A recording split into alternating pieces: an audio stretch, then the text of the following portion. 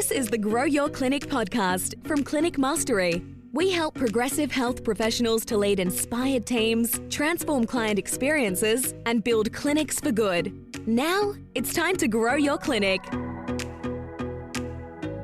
Well, welcome back to another episode of the Grow Your Clinic podcast. My name is Jack O'Brien, and super to have you listening, tuning in wherever you are today, whether that's on Apple, Spotify, Google Podcasts, or perhaps you're watching on YouTube. Wherever you are, super grateful to have you joining us for another episode. We are looking back today, back to some of the clinic owner spotlights and clinic owner stories. And today I am super excited to have a long-term friend and client, Jin Ong, on the podcast. Jin, how are you today? Oh, I'm great. Thanks for inviting me on. It is an absolute pleasure. Now, I'm going to fill the listeners in on a little bit of your backstory, and then we'll pull on a few of those threads. So, Jin is trained professionally as an osteopath, psychosomatic therapist, Western medical acupuncturist, and herbalist. And she's treated thousands of clients and founded the MetaMed health clinics, let me get that right, in New Zealand, one of the most beautiful parts of the world, in Wanaka there, and hosts the Art of Listening to Your Body podcast. Jin works with complex physical and emotional conditions that don't respond to traditional or conventional therapies, including surgery, and also works with cancer and terminally ill patients. Jin does so much more than that. She loves to dig deep, speak about the unspoken, which makes me excited for this little podcast, and help people process unresolved emotions that hold them back from living the life they truly want. It's all about getting comfortable with discomfort. So, Jin, speaking of getting comfortable with discomfort, I got a couple of icebreaker questions for you. Might make you uncomfortable. Are you ready? Sure. But what are you reading or learning right now?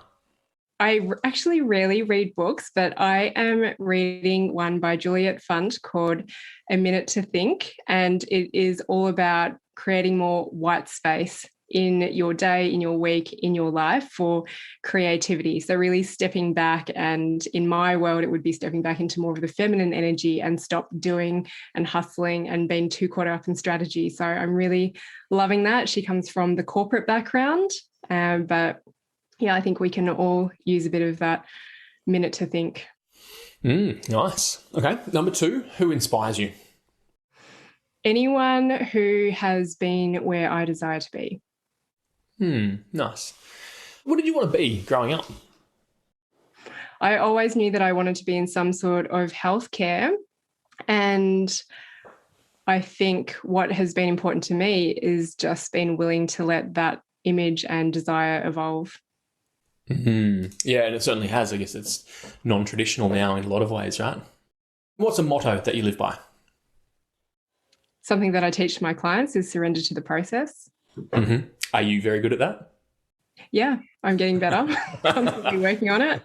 The dots for us then, as a young tacker running around, what inspired you to want to be in healthcare? I guess, most kids would say they might want to be a doctor or a nurse, but healthcare, what was the inspiration? Oh, there's so many facets to this. So I always knew that I wanted to be in healthcare. My first ever job was actually as a nail technician, so putting acrylic nails on people and being around a lot of toxic chemicals.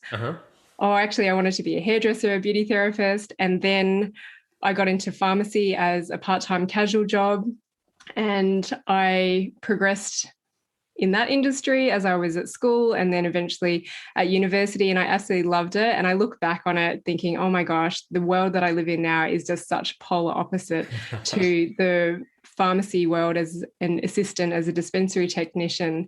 But it was great to just see where people do end up, really caught up in all the conventional medicine, which is really valuable, but the other side to this as well. So I thought I wanted to get into pharmacy, maybe do something like medicine, physio, chiro. I actually just fell into osteo. I am so grateful that I did. I didn't grow up as someone who received a lot of physical therapy or saw the doctor a lot. Both my parents are in the medical field. My dad is retired now. He's a radiographer and sonographer. And my mum was a nurse for a very long time. So I grew up around that, not that I necessarily aspired to go into those industries, And then why I say there's many facets to this is growing up in an Asian household is that sometimes you are told that it's going to be really good to be a doctor, a pharmacist, and all those things that apparently make lots of money. But I listened to my heart from a very young age. Osteo just piqued my interest for some reason. I fell into it, and it has just been a great foundation to set me on this pathway. And it's evolved. And so how do you end up then from stumbling into osteopathy to opening a clinic in Wanaka near Queenstown in New Zealand? How does that happen? Oh, yeah. So, well, actually, the truth is that 4 years into practicing, I actually wanted to leave the profession. This is while you were back in Melbourne?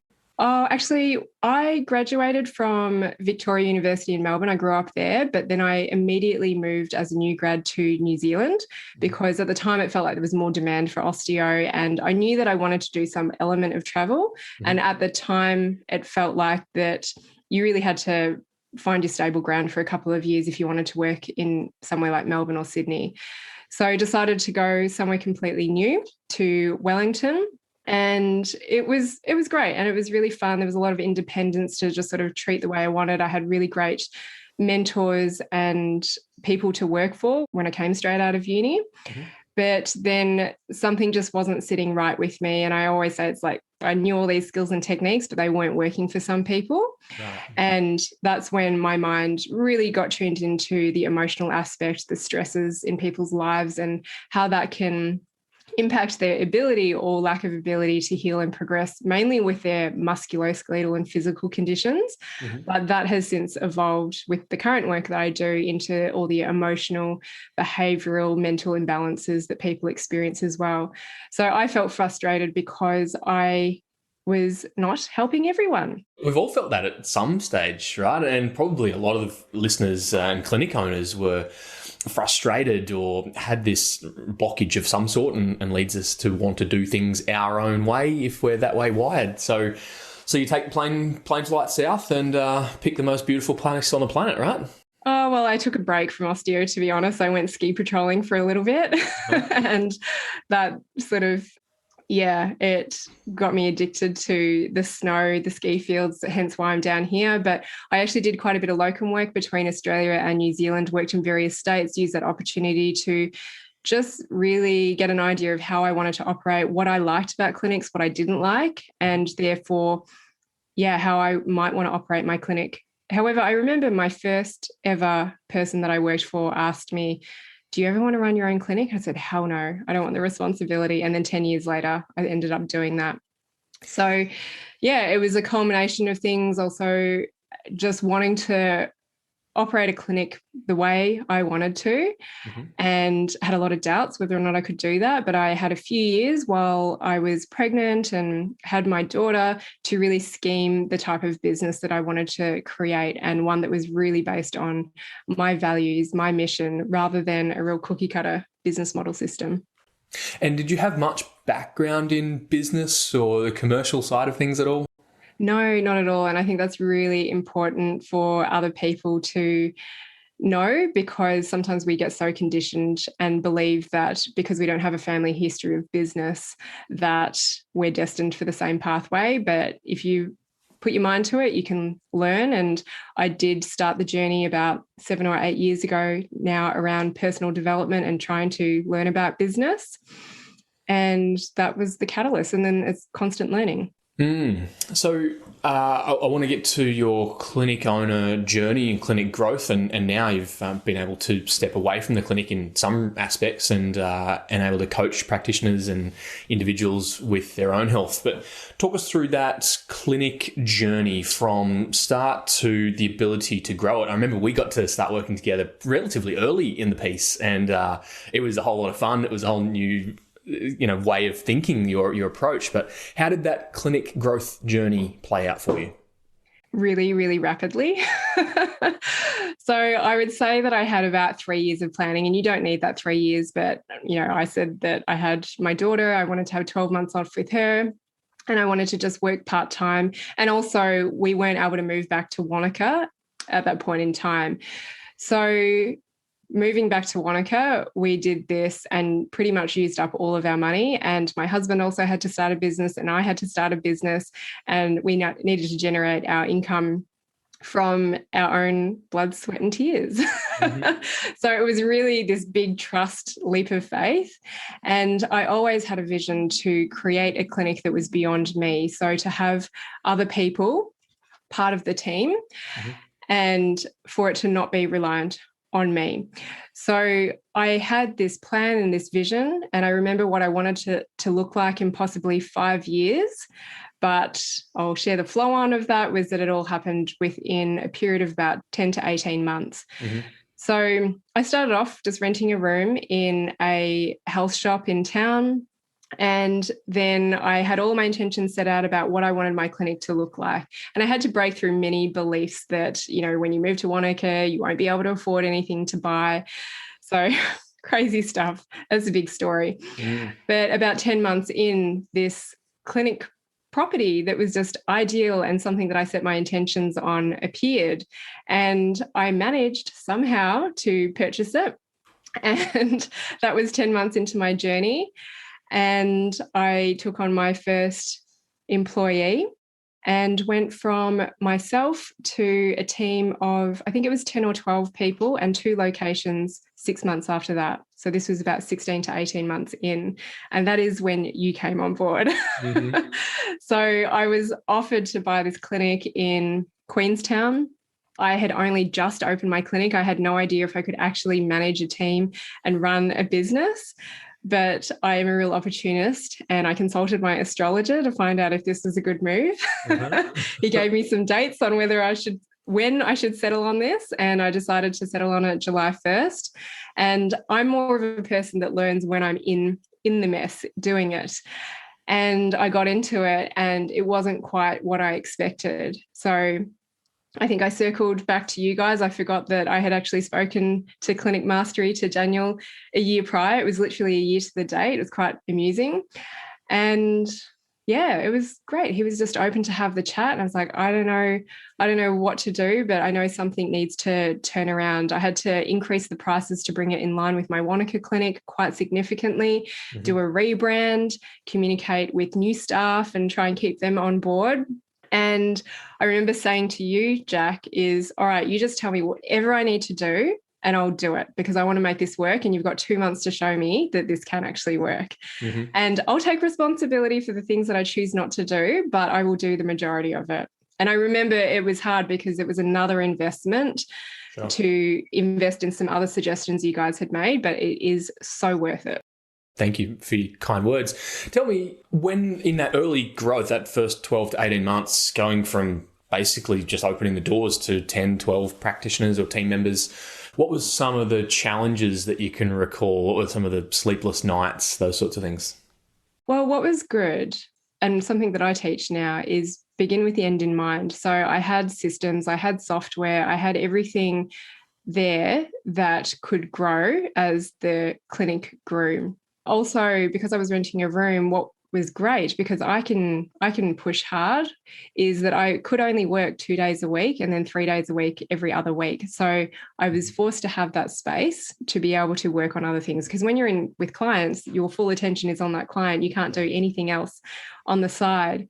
So I don't actually think there was many sleepless nights. I wasn't really surrendering to the process, and I didn't really believe in trusting the universe and that things would fall into place.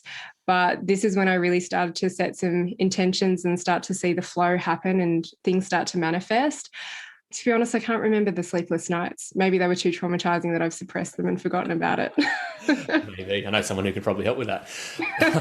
I would hazard a guess that your style and approach is maybe a little non-traditional. How did you go finding practitioners that aligned with your approach? So even that has evolved, but it was through getting really clear on my personal, which also then filtered into business values, and really being clear on the vision of who I wanted to work with and how I wanted the MetaMed brand to be perceived. And that is one where, yes, you're osteopath, you've got a qualification, but I really want you to be open to the mind-body connection and at least be able to hold conversations with people around how emotions can impact their physical body. So when it came to interviewing people, it was being really selective, and I would just really deliver how I was going to be, whether it was in the interview or if you were to come on board and work with me, know that I'm really blunt. Please don't take offense to it. I'm really keen on my practitioners' personal growth for them to be the best practitioners that they can be, because I do find a lot of the time in these qualified and registered practices, people get so caught up on whether or not they are actually good enough. So, yeah, it was having those conversations. Thankfully, at that time, we lived in a really desirable place where applications were just flooding in. And one thing I was really clear about is don't move here because I'm a job in the place that you want to live in. Move here because you actually want to work at my clinic and you align with these values, because, yeah, otherwise we're not going to get along. I'm interested, though, was that hard to have such a hard stance when you just need team members? Like, you've got waiting lists and that. Was there ever a tension of maybe compromising at all? Yep, definitely since COVID, there's been huge compromise and there's been huge lessons. It's, I guess, that whole thing of hiring out of desperation. All the people that have been with me and are now not with me, they have been amazing in their own way, but I let my boundaries bend. Interesting. Appreciate your honesty. And so I'm interested in, for you, as you went from being that sole practitioner, a solo hero, through to a team and gradually transitioning yourself maybe off the tools, so to speak, or away from a lot of the hands-on therapy. How did you manage that internally? Did you want to stay on the tools or stay with patients? Did you love being a business owner? What was that internal journey like? Yeah, it's so funny. I knew that being a practitioner was very different to being a business owner. And I think that's something that you come across a lot. I never thought that I would stop the hands-on therapy. And I remember coming into Clinic Mastery and hearing all these stories of people coming off the tools. And it was not one of my aspirations, but it just happened. It evolved and I ran with it. And it's funny to look back and say to people now, yeah, I'm off the tools. So what did I have to do? What was the internal journey? First of all, it was knowing that being a practitioner was very different to running a business and that you're dealing with human behavior, the emotional aspect with the strategy and the masculinity of running a business and having the models. One of the biggest lessons that I have received was seek support, like I did from you guys. Seek support from other people who have been there. The sounding board is invaluable. Yeah, like right now where I'm at in my life, and I'm still with Clinic Mastery for the business, I have multiple coaches for my new online business and other areas in my life, and they are just so valuable. Yeah, it's also just knowing that you've got to put a bit of work into it. I enjoyed the challenge. I always just trust that anything that's presented to me is an opportunity to grow and learn from. Even more so is getting on top of your own emotional health and making sure that you're in the right state of mind and that you're still aligned with your values as well. Sounds easy. We know that it's not, right? Okay, and so talk us through then the birth or the ideation of the art of listening to your body. Maybe tell us what that is and the origin story of that. Yeah, sure. So as I said, 4 years in, I didn't really want to be an osteo anymore. And that led me down this pathway of exploring other modalities and looking into my own physical and mental health. Although I started with the goal of helping my clients, not realizing that I had to do my own inner work. So that's almost 10 years ago now that I started to go down the psychosomatic pathway, really understanding the mind-body connection and embracing the more traditional and historical Eastern medicine and different philosophies.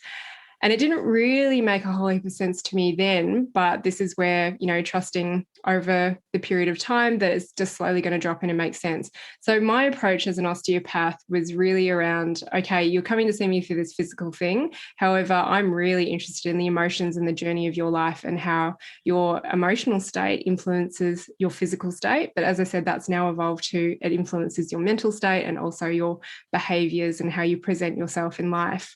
So I had for a long time a lot of practitioners, physios and GPs referring their really challenging, complex clients to me where they knew it was emotional, but they didn't know how to deliver that information. They didn't know what to do with it. So they'd like say, go see Jin, she's this osteopath, but she does this other stuff. So people stopped seeing me because I was an osteopath, but more because they saw the shifts that their friends were getting, or they were just drawn to something else in what it was I delivered. And I wouldn't actually talk about this a lot on social media at that point in time. It was really word of mouth. And then I would get practitioners asking me, how do you do it? Or I don't really want to know how to do it. I'll just send people to you. And that got overwhelming because I couldn't see everybody. Mm-hmm. So I had been brewing for a long time in my mind that I wanted to deliver this work in the online space. I did want to share this information with other practitioners, but I didn't know how I actually did it. It just came to me while I was in a session with a client. And then COVID hit last year and New Zealand went into a really strict lockdown for 7 weeks. So I was managing all the changing dynamics of that with the team, but I found space in another way. I was no longer having to work with clients in person, which I absolutely loved. And I transitioned a portion of my clients to online. And then I saw the power of this work when I was online with my clients, because I thought, no, there's no way I can do this without putting my hands on people or being in person with them. So it was a forced situation. And I say that the art of listening to your body was driven out of fear, because I was working on it at the start of the year, but I was procrastinating, like doing my website up and trying to make it perfect. And then there was no form of income coming in. If anything, money was just like going out. Mid 2020 in the thick of COVID.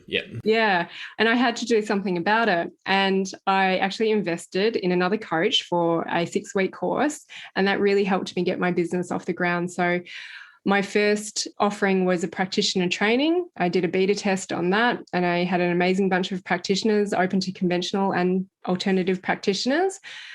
And started delivering this work. And as I was doing it, I realized there is a structure. There's lots of gaps that needed to be filled in between. So that was a really successful course. And I also just realized that what I was doing was more than just helping people with their physical stuff. It was actually helping them with their businesses and everything else, their relationships, everything else that makes you exist as a person in this lifetime. And I decided to shift my coaching to a higher level and have people commit to working with me for 3 months online.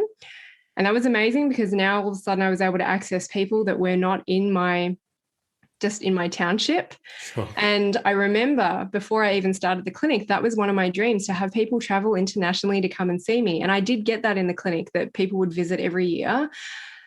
Then, of course, the borders closed, so that's not possible. But I was able to serve people internationally in the online space. So I shifted my therapy, the way I worked with people, to coaching with them over a 12-week period, one-to-one online, having a practitioner program, which was helping practitioners who also just feel like they're missing something with their practice. They know it's emotional, but they don't know what to do with all of it. So it was teaching them how to facilitate emotional release processes and understanding some of the scary stuff that comes up and how to hold space for it. But really that they need to experience the discomfort so that they can hold space for people. So I just kept on running with that. And then we popped out of COVID and the business was going crazy. It was going really strong. The business, as in the art of listening to your body, or MetaMed? This is MetaMed. So we got out of, I started running that, and then I didn't know if we were going to come out of this COVID lockdown. Sure. So I put a lot of effort into that whilst managing the dynamics of the clinic, wanting the clinic to still run. But we popped out 7 weeks later and the clinic was booming. And then, we had some staff dynamics where people were moving on, like a lot of people reassessing stuff post-COVID. And then my online business was booming as well. And I was like, oh my gosh. So I loved both of them. Right. And it's not that I didn't, that I don't enjoy treating people hands-on or in the clinic space, but I just fully got to align with this emotional aspect of work that I really wanted to go into. And I was so torn. And I kept on saying, something needs to change, something needs to change. I really want to focus on the online business. I can see how this can reach and impact so many more people. And my values with that started to misalign with MetaMed. if that makes sense. So MetaMed started to become more about the team and what do you guys want this to look like as a team? And it was becoming more removed from what I wanted to deliver in the online space. So I decided I needed to separate. The price points were very different as well. So there was a little bit of incongruency there. And then it just came up to Christmas and I was telling people I'm going to take 6 months off and then, just reassess things. The crunch time just kind of came closer and closer. And I just said, look, I'm not taking any more bookings for now. And that 6 months has now passed. And I won't go back to being in the clinic because when I made that hard decision of, losing that consistent and reliable income, when I made that hard decision to stop in the clinic, my online business grew. So, and then with that space and with that time, I had been asked by a lot of the non-practitioner clientele, when are you going to run courses for non-practitioners? And I thought, I don't think I can do this if it's not one-on-one. And I launched a 6-week program called Release and managed to get 60 people on that. And I'm actually now in the midst of the second round. There's 66 people on this round. It's crazy. And lots of things have just evolved. It's really encouraging and inspiring, I'm sure, for so many clinic owners listening along. And I love that you're so aware of some of the doubts that you had, but still did it anyway. Yeah. As in, you mentioned right at the top there, I've got this approach to how I treat patients and deliver my therapies. I'm not sure if I can teach others how to do it, but you did it anyway. And in the process of doing that, seemed to form a more rounded idea of the curriculum that you're teaching. Is that fair? Yeah, absolutely. And I came up with a course platform, which is that structure that it kind of always stays there. But a lot of my courses, I'm there live on a weekly basis, delivering the information. And what I've realized, having run the practitioner training 3 times now, is every round is different because newer information comes about. And I really like to still feel like I'm serving that individual. So, it definitely was giving it a go. It doesn't look like what I thought it would look like a year ago, but it's been amazing. You also mentioned there you're not sure whether patients would take this up or clients would be open to online therapy, or how does this work over international borders? How did you manage to overcome some of those beliefs or barriers? It was just giving it a go. And I did run quite a few free masterclasses. I didn't record them just in case they were really terrible, but now I wish I recorded them because they were great. But getting feedback from people, I think it's so valuable to give people feedback about what you got out of it. And there are people that get a lot of shifts just from my free stuff. And then when it's the right time, they might enroll into a course or one-to-one coaching. It was giving it a go and just seeing what came back. And I remember, my first little webinar, I think there was 8 out of the 15 people that registered come along. And that was a little bit disheartening, but actually so many of them enrolled into my course. So it's getting over the fact that it's not about the numbers. If you've just got some really quality people that really believe in your work, then just deliver to them, even if it's just one person right now. But now there are hundreds of people that sign up for the masterclasses, which is really cool. I mean, I would do this work for free. I just absolutely love it. Yes, I do charge for it. However, it was no issue for me to just do these free masterclasses and want to give this information out to people. That's really interesting. And so where to from here? Are you going to still wear both hats of online business and clinic business, or what's the next phase look like, do you reckon? Yeah, I absolutely still want the MetaMed clinic to be running in Wanaka and Queenstown. And if it can grow beyond that, I definitely see, when I was actually looking at growing this business, I remember somebody else saying to me, there's not enough room for more osteos here. Yet at one point we had 5 in one clinic and they were all fully booked. So, don't let people bring you down like that. If you really believe in something, go for it. So I say it's my second baby. I so want it to see it keep on going and thrive and move out of this COVID period. We're in another level 4 lockdown in New Zealand, feeling a little bit more relaxed about it. But I don't know what it holds, but my intention is that my attention is still on MetaMed. The online business is, it's amazing. It's such a huge growth space for me at the moment. So I would love to have both going. No doubt. And if we can, maybe just grab some advice from you for clinic owners. I think sometimes as health practitioners and clinic owners, it's bricks and mortar, and there's so many limiting beliefs around how we can ever do anything different. If you were speaking to a clinic owner who perhaps feels like they've developed an approach or a way of treating, what would your advice be to them? Oh my gosh, it would just be trust it and don't worry what other people think. And especially because you're probably in a registered profession, you're worried about what your other peers would think, is knowing that not everyone is going to like what you do or agree with what you do. Criticism and judgment is an opportunity for growth and to really refine your message, but don't hold back what it is you're really called to do, because it's going to help your little select group of people on a much deeper level, and use the fear to drive you, not stop you. A big thing is that legacy work is, if you were to die next week, would you be happy with what you've done? And really just go and live your life and express yourself fully for who you are, and learn to value yourself and know that your information needs to be heard. And even if you feel like someone else has done it before, no one can deliver it the way you can. Mm. Yeah, you're spot on. Absolutely. For a lot of listeners too, the idea of starting an online business, or maybe doing some online consulting for clients and patients, or even training other practitioners, feels really overwhelming and daunting because it's a totally different business model, right? A bricks and mortar service-based clinic is so different to online training, consulting, and coaching. So what is it about an online business that you love? I don't need to travel anywhere to do my consults, although I can do consults if I am traveling in the right time zone. You pretty much have everything if you've got a decent laptop and a good internet connection.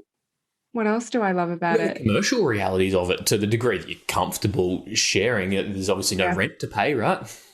To be honest, the online business is cranking. It is, I don't know how to tactfully say it, so I'll just say it. It's different expenses to a bricks and mortar business, right? Yeah, a lot less expenses, especially when you consider these lockdowns that are just coming and going, especially for you guys in Australia. Yeah, it is a whole other world out there. And, I didn't have all these connections that I have now, but I invested in it and I made these amazing connections of, as I say, being around people who I desire to be like one day. They really inspire me. But there's a lot of flexibility. The annoyance is, like right now, a child running around in the background who couldn't make noise on this recording. They've been pretty good for us. I don't think they've interrupted us today. There's just so much flexibility.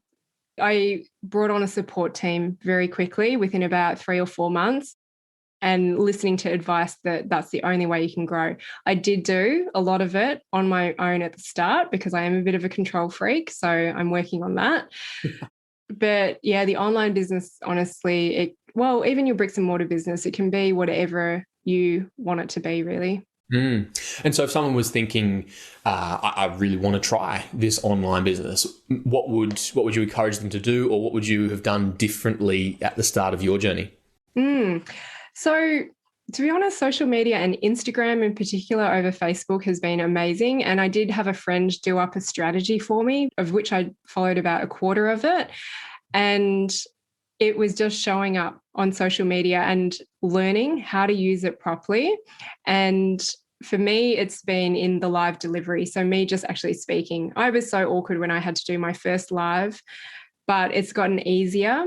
It was a struggle to talk for 2 minutes, and now sometimes it goes for 40 minutes. But it's just get started and don't get too in your head of all the possibilities and making it happen now. Just start and let it evolve, because I was talking to a friend this morning, you can have all of the ideas, but when you actually go to do it, it's so different. And for a lot of the clinicians who are probably seeing clients one-to-one, face-to-face, it's remembering that when you first graduated, it's a little bit nerve-wracking when you have those first few clients. And then in those early years, you go on holidays, and then when you come back, you're feeling a little bit nervous, but then it just becomes part of your nature. You can just take some time off, you can fall back into it, is that it's going to be a little bit uncomfortable, especially showing up to so many people that you don't know. but just get started after being coached by you and other team members of CEM. Invest in a coach who's been where you want to be. I feel like I haven't made any big mistakes. And mistakes, failures, they're all opportunities to learn and grow, but I don't feel like I have done anything major that I regret and have had to pull out of.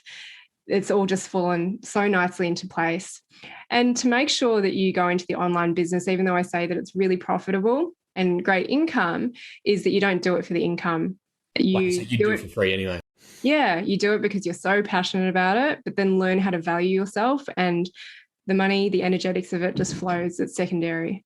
That's phenomenal. And it's been a privilege to play a small part in your clinic journey and to watch, you flourish and the work that you do impact so many lives. You've truly built a clinic for good and you are for good. We love that. And so if folks want to check you out or follow you personally or look into your online business, can you give us some links or social handles? Sure. So my main website, I do have two, but the main one is drjinong.com, and you'll go down all the little rabbit holes that you need to from there. The podcast, The Art of Listening to Your Body, that's where I have all sorts of crazy pain story interviews, which are really quite inspirational. And then social media, Instagram, Facebook is The Art of Listening to Your Body. So good. And listeners, we will make sure we link all that up over at clinicmastery.com/podcast, the home for all of your podcast links and show notes, etc. But certainly get on to Jin on Instagram. It's a great follow. Jin, it's been an absolute pleasure having you on the podcast. Thank you so much for joining me. Oh, it's been great to circle back, 18 months later and connect with you. And listeners, thank you for joining us. As always, we really appreciate your reviews, feedback, comments. So drop that in your podcast player of choice, or you can reach out to me directly, jack@clinicmastery.com, or head over to clinicmastery.com/podcast for all the links and show notes from this episode. And I can't wait to bring you another episode of the Grow Your Clinic podcast again really soon. Bye for now.